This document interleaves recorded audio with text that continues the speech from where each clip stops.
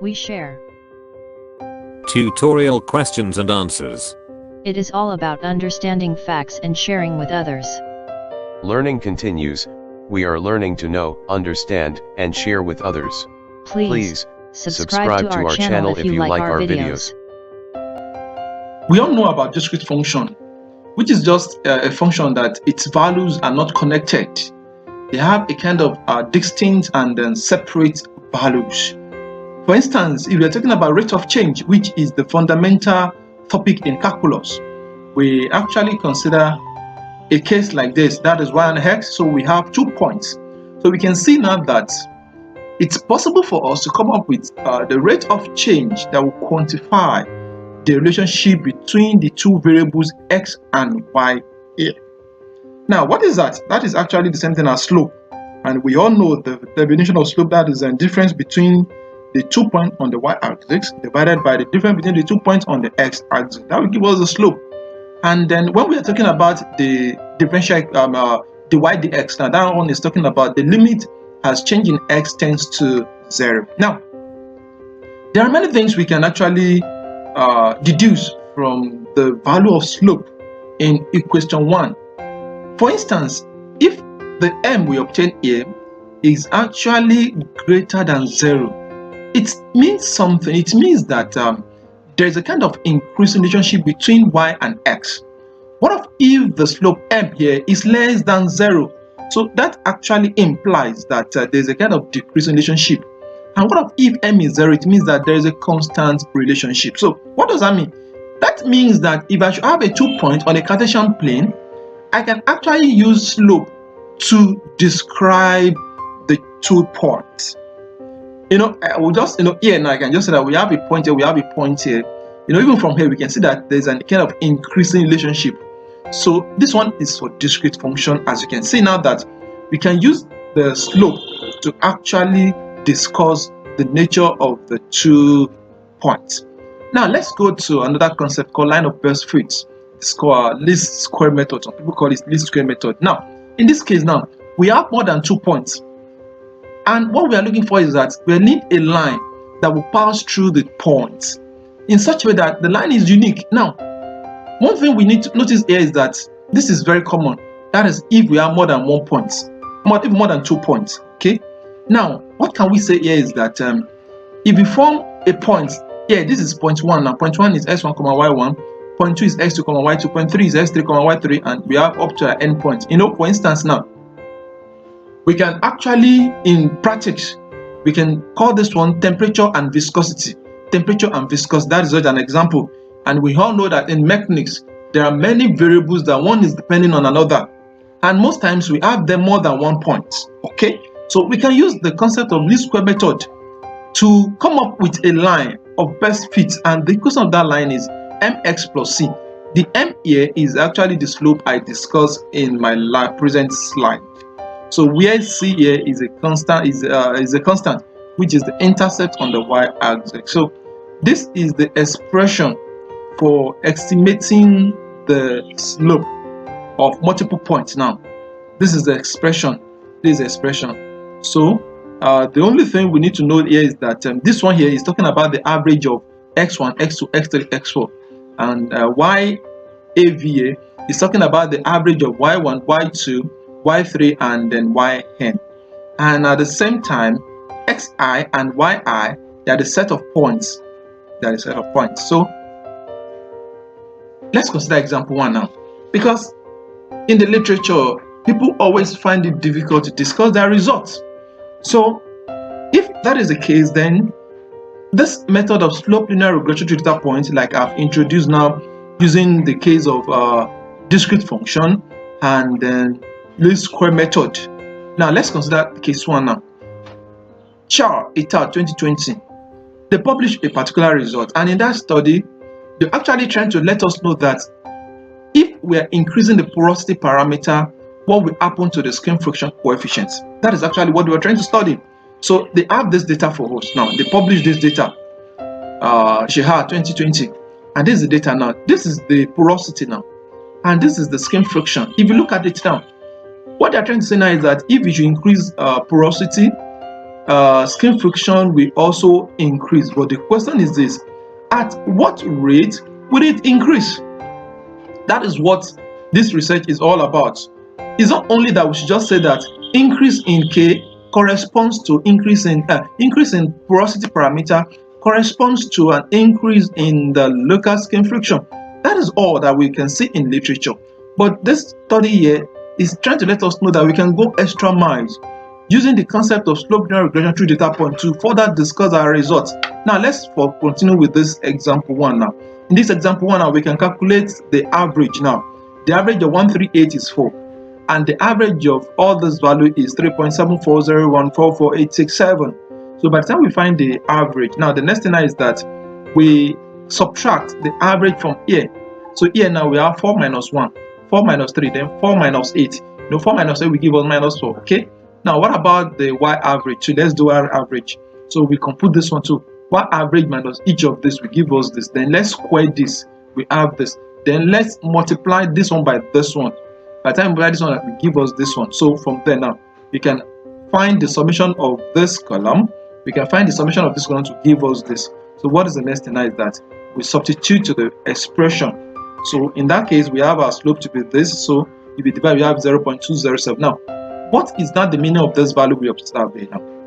This value means that indeed, Shaw et al. 2020, they actually observed that increasing porosity parameter will cause the local skin friction to increase at the rate of 0.207. That is just what we can deduce from this now. So it won't be only increase, decrease, increase, decrease, which is very common in the literature. We can take our results. In fact, this is very good in a comparative analysis. Comparative analysis will let us know how the changes in one dependent variables due to changes in independent variables, it can correlate or contradict the others. So this value here now will let us know how to really embark on a kind of comparative analysis between our results. So let's proceed. So one thing now is that if you look at this now, this is the expression now. Because that is not all, we still need to find our c-intercept. So if we find our y-average, which is something we are very familiar, so we can say that y-average is, this is the slope that we've obtained here, then multiply by x-average, then plus c. So what is x-average? X-average is 4. Where do I obtain that? That is here. You can see it here. And what about y-average? This is y-average. So what about c? If we substitute this one into this place, substitute this one here, we can make c the circular formula, and we have the c to be 2.91204. That is actually the slope, the intercept on the y-axis. So that's not how. So this is the expression now. So looking at this expression will give us the line of best fit. So we give us the line of best fit, but we limit our discussion on this concept of slope linear regression, which is 0.207. So now let's proceed now. What if I don't want to use hand to do it? There's a package inside Excel. As you can see now, this is an Excel sheet.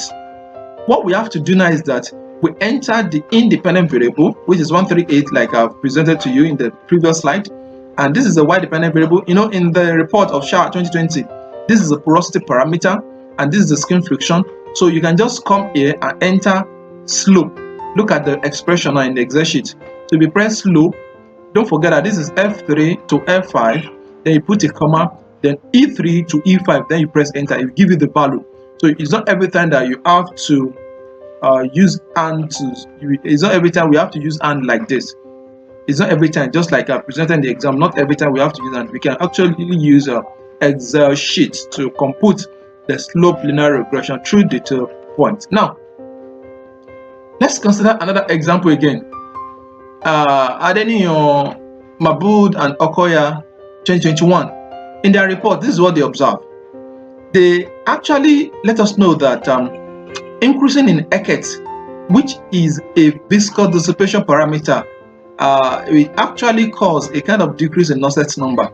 Now, if you are to look at this now, we can see now that the result is as simple as increase in Eckert lead to a kind of decrease in Nusselt number.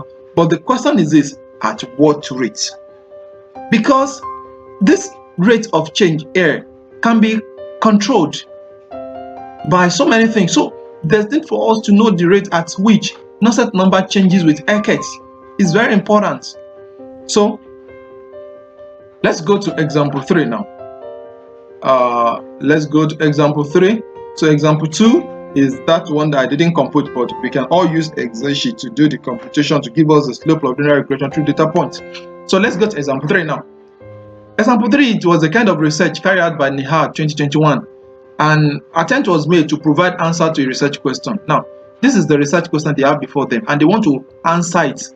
They actually carried a research and they want to provide a valid answer to this question. And the question is this: when energy flux due to concentration gradient and mass flux due to temperature gradient are negligible, okay, then what is the significance of increasing radius of nanoparticles on the local skin friction coefficient, heat transfer rate, and mass transfer rate? You will now see that here now, for them to discuss the results, they need a method to quantify the changes in these variables. They need a method to come up with a number to quantify the relationship between the variables here. So in the result, they publish this data. This is the first data now. Now you can now see now that if we increase this with this, we can compute the slope linear regression, which it is. If we do this again, we have this, we have this. Now that is what they are talking about, that this is case 1 now. They publish at table 3. That is when their SO rate is very 0.1, and this SO rate here is talking about mass flux due to temperature gradient. Now you can see now that in this case now, what they're trying to say is that mass flux due to temperature gradient is very small, but the energy flux due to concentration is very large. Now they come up with a value. Now you now see that there's no need, they need a method. Let's go to another data again. Here now, they now consider when this XR, here it's 0.1, but here it is now 10, and here it is now 0.1. So they have this value. Now again, the third one, when both of them are very large. Now the question is this: how do we discuss this kind of result? So there is no other way to discuss the result without using the concept of slope linear regression through data points. So you cannot say the value now. So now let's take a look at what it means now. What are the things we can discover from this? Now the first thing is this: as they are changing the radius of nanoparticles, you will see that here the value they obtain here, the value they obtain here, the value they obtain here, they are almost the same thing. So what does that mean? It means that, don't forget that looking at the values, looking at these values, it may be very difficult for us to actually notice that there is no significant change between the two variables. But with the help of this slope linear regression, now we can easily capture that indeed there's no, look at the 0.47, 0.47, 0.47. So which means that the changes in local skin friction coefficient due to increasing the radius of nanoparticles at the rate of nanoparticles is negligible. So however, in all three cases, local skin friction coefficient increases at the rate of. So what we are trying to say here is that with this method of slope linear regression through data points, indeed local skin friction increases, but the increase is at the rate of 0.4, which is very negligible. And at the same time, either SO rate number is small, or SO rate number is large, or SO rate number is or the Dufour and SO rate, they are the same. Nothing will happen to local skin friction. It will remain the same. So let's proceed again. When energy flux due to concentration gradient is small, but mass flux due to temperature gradient is large, a decrease in mass transfer rate due to enlargement in the radius of nanoparticles should be expected. This is the case now. You can see now that in this case now, we observe a kind of decreased relationship here, which is not common here and here. So you cannot see now that when Dufour is very large, when Dufour, which is the same thing as heat flux due to concentration gradient, when it is very negligible, when it's very large, then we should not expect a change in the mass transfer rate. So that's what becomes. Then the last thing now is that when energy flux due to concentration gradient and mass flux due to temperature gradient, they are large in magnitude. The heat transfer rate is very, very small. You can see now that here we have 0.8, 0.08, we have 0.1. Now look at this one. This one is 0.00006. So which implies that when both heat flux due to concentration gradient and max flux due to temperature gradient, when they are large, we should not expect any significant change in heat transfer rate due to changes increasing radius of nanopart. That's what we can do. You can now see now that this method of slope linear regression can actually help us to have a better understanding of the result we have at hand.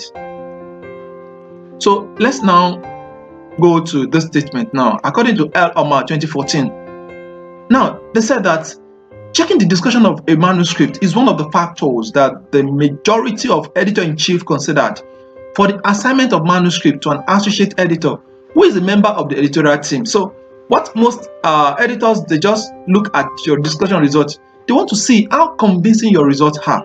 They want to see how insightful your results are. So looking at that, they can determine if they should peer review your work or they should reject your manuscript at the desk, which is called desk rejection of manuscripts. But in most cases of fantastic published reports, when we're talking about most reports that are very fantastic, go and look at that discussion. We see that it's always, they discuss the result very well. So how is it possible? Now, there are things we need to consider. Now, we can, before we start discussing our results, we can as much as possible remind our readers of the goals. That you let them know exactly what kind of result you are trying to come up with. And at the same time, you can go back to the research question and pose your research question. This means that it's very important for us to always have our research question at the end of the introduction. So after presenting to us your introduction and the literature of review, then let us see what are the answers you want your manuscript to provide. It's very important. So the next thing is that we can refer to cited facts in the literature under the discussion of results. And this was done in Kariko et al. 2021 and Nehad et al. 2021. In this case now, before you in your discussion of results, you look for a means to let us see any means of contradiction or corroborating results. That is under discussion of results. Most reports, you just see the discussion of results is very dry. And to the extent that you only discuss your results. Of course, we all know that the first thing is you analyze your results, then you now discuss it. So when you're analyzing your results, you need a method of slope linear regression. Even when you are discussing your results, you also need the concept of slope linear regression to the data point. So, but many authors, they actually find it challenging to discuss their results because your results must sound convincing and credible at the same time. So that is the reason. But let's take a look at Adrian 2011. Adrian said something, said, it's a must to provide answers to such a question like, how do my findings compare with that of others? Don't only make your results stand in isolation. Try to look for a means to relate your results with that of others. That is where this concept is necessary now. That is when you refer to cited facts in the literature review under the discussion. Now, let's take a look at important parts about meta-analysis. Now, in social sciences, there's something called meta-analysis, and it's just a way to relate the weight of an individual to their height is to adopt the linear regression model to model the relationship between the two variables by fitting a linear equation to observe the data. But it is imperative to determine whether there is even such a relationship in the first case between the variables as in the case of fluid dynamics. So we try to use scatter plot at times, which can help us to determine the strength of relationship between two variables. Now, after that, we can now proceed a step-by-step procedure by Nair of 2012, which says that it may not be realistic to calculate the outcome effect size, standard error, variance, individual study weights, each weighted effect size, and test for heterogeneity and quantify the heterogeneity of the published reports on the increasing effect of selected parameters. So, if that is the case, then does that mean we should not do anything like meta-analysis? No. That does not mean we should not do anything like meta-analysis in fluid dynamics, because we may find it difficult to have all this data. That does not mean we should not have anything like meta-analysis. Now, let's proceed now. Example 4 now. There was a kind of report published in 2018 which has to do with scrutinization of the effect of Grashof number. So in this study, we actually considered many published reports that focuses on Grashof number. So 30 reports, relevant articles were screened and reviewed for a study to scrutinize the effect of Grashof number on the flow of different fluids driven by convection over various surfaces. So, what are the outcomes? By the time we do the meta-analysis, or perhaps we can call it a kind of scrutinization method, so we discovered that an increase in Grashof number or some other buoyancy-related parameters means an increase in the water temperature, which weakens the bond between the fluid as it reduces internal friction pressure and makes gravity stronger. And this makes the specific weight appreciable difference between the immediate fluid layer adjacent to the wall. So another thing is that based on the published report, we can easily see that buoyancy forces has a negligible positive effect on the local Nusselt number. This is very significant when the magnitude of primary number is small or prescribed wall each flux is considered. So we're able to use this method of scrutinization to really explore published facts on Grashof number. So we didn't stop there. Next thing now is that we also consider that of haphazard motion of tiny nanoparticles. We consider many reports here. We consider 43 published reports. In that case, we use the method of Linear Regression data point to also analyze it, and we come up with so many things. And as we can see here, these are the facts we come up with. And we didn't stop there. We also extended the research to the case of thermomigration, which we also call thermophoresis parameter, to also explore. Here we use 60 published reports for the analysis, and this is what we observed. So based on this, we can now see that this Microsoft Excel package for linear regression data point had been shown to be a useful tool that we can actually explore this. When we come up with our data, we can put it inside Excel sheet to estimate the rate of change, and we can use that number to actually describe the relationship between dependent and independent variable, because it's very common in most research that we always find two variables that are connected, and we should not stop at only describing. We can take a step further to use the method of linear regression data points, and this method can help us to enhance our discussion of results, as you can see in the case of Grashof number, in the case of Brownian motion,